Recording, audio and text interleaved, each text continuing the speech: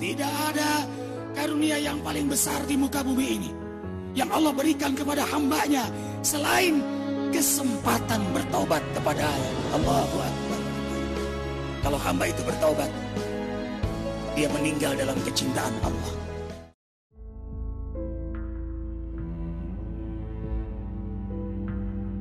Senin hingga Selasa kemarin, laman media sosial diramaikan dengan beredarnya berita duka yang datang dari Ustadz Arifin Ilham.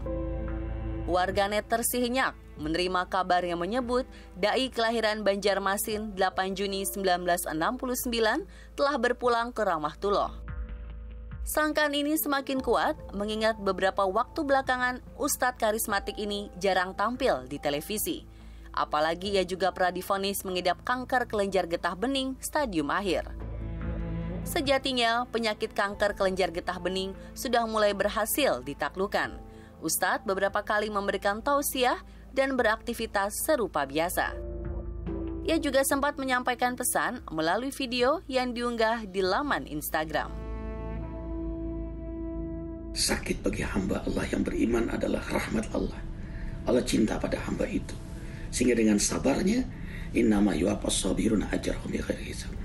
Allah beri ganjaran pahala yang tidak terhingga.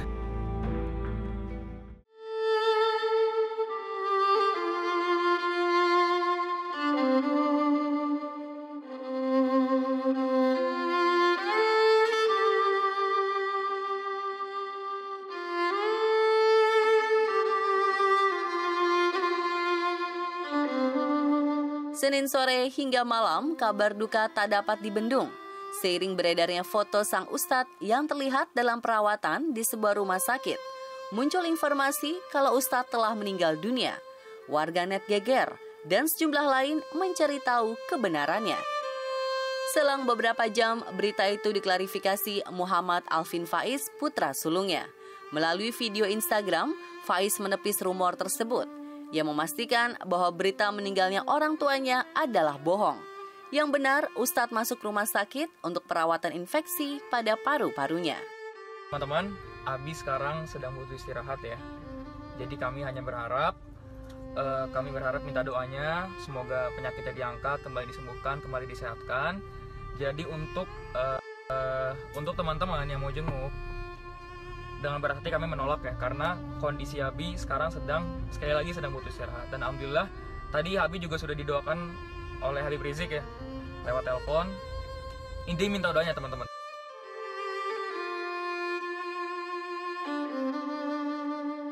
Hoax meninggalnya Ustadz Arifin Ilham juga ramai-ramai dibantah sejumlah pesohor yang sempat menjenguk di Rumah Sakit Cipto Mangunkusumo, Jakarta. Melalui video unggahannya, Tengku Wisnu dan Ari Untung terlihat datang menjenguk.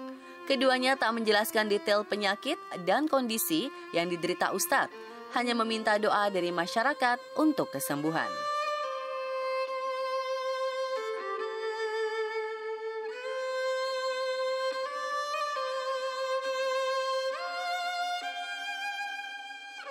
Selasa sore muncul pula video saat Ustadz Yusuf Mansur datang menjenguk. Meski dalam kondisi terbaring, Ustadz Arifin Ilham terlihat menggenggam tangan Ustadz Yusuf yang bersimpuh menangis. Kondisi ini seolah menggambarkan betapa penyakit yang diderita sang Ustadz bukan penyakit biasa.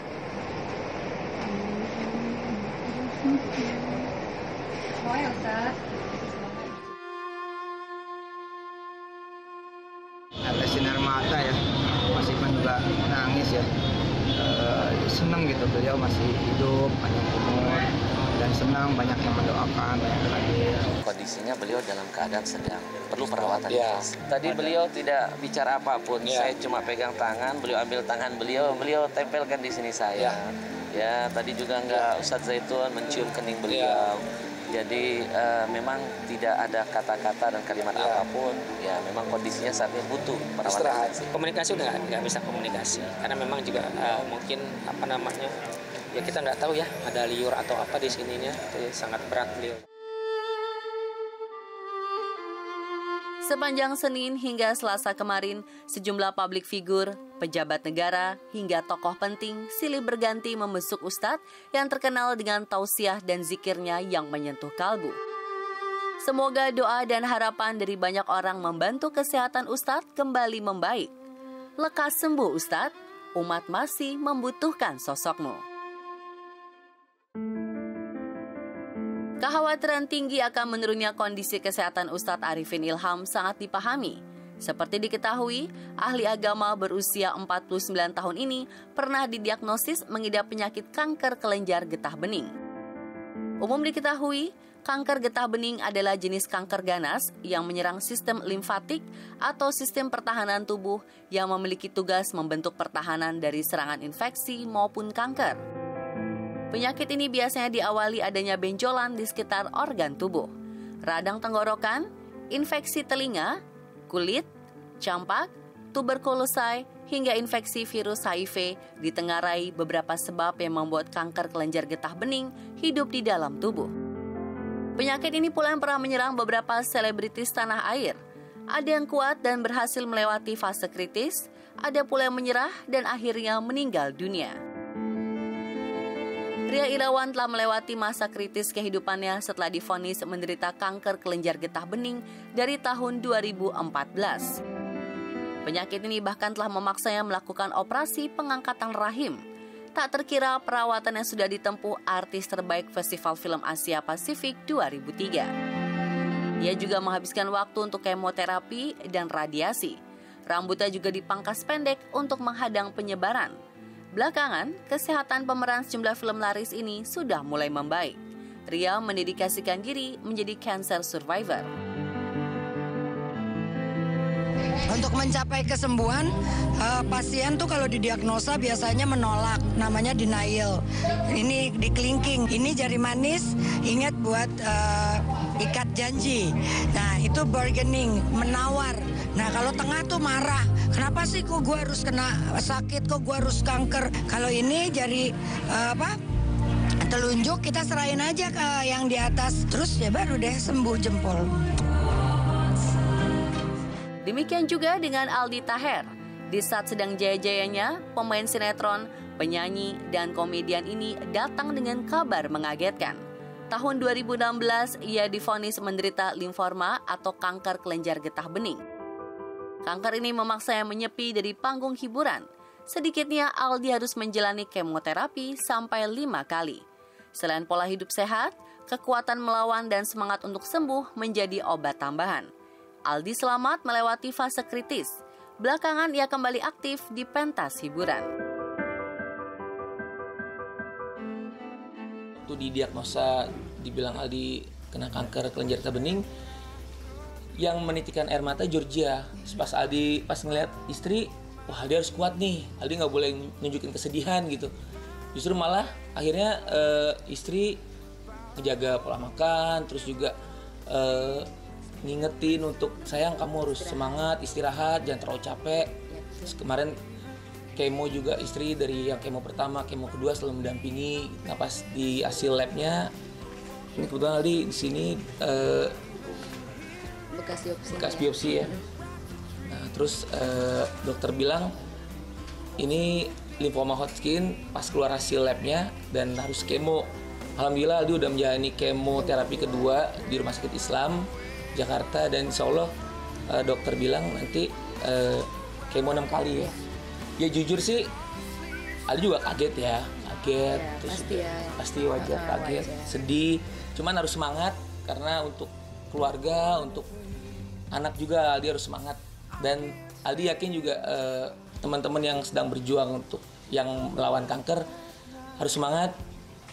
Insya Allah diberi kesembuhan. Amin.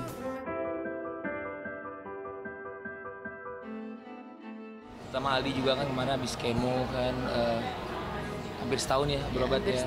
Dan alhamdulillah kemonya selesai, terus juga bisa beraktivitas lagi.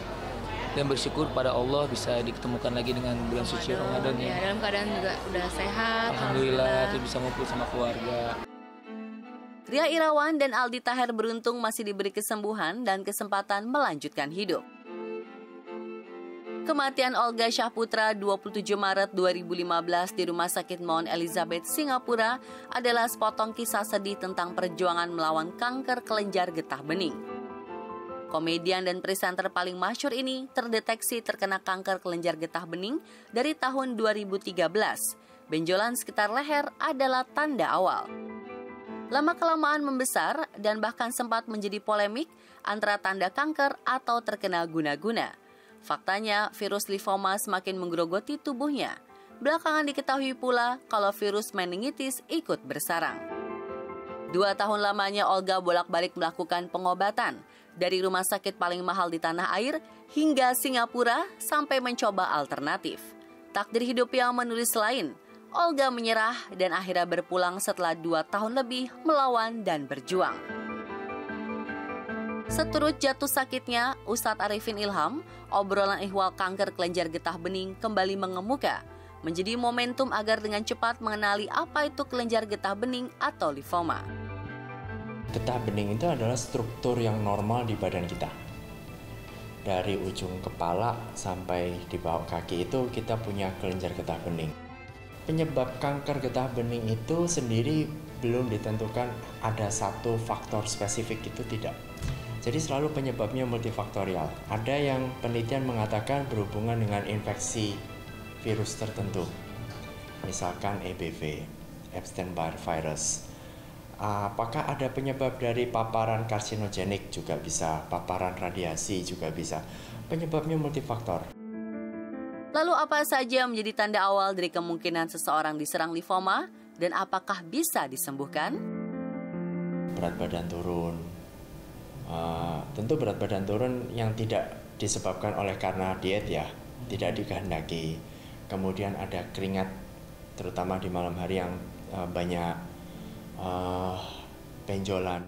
Apabila misalkan di daerah leher langsung terabak tuh, atau ketiak, atau di daerah sini, atau di daerah selangkangan itu bisa diraba.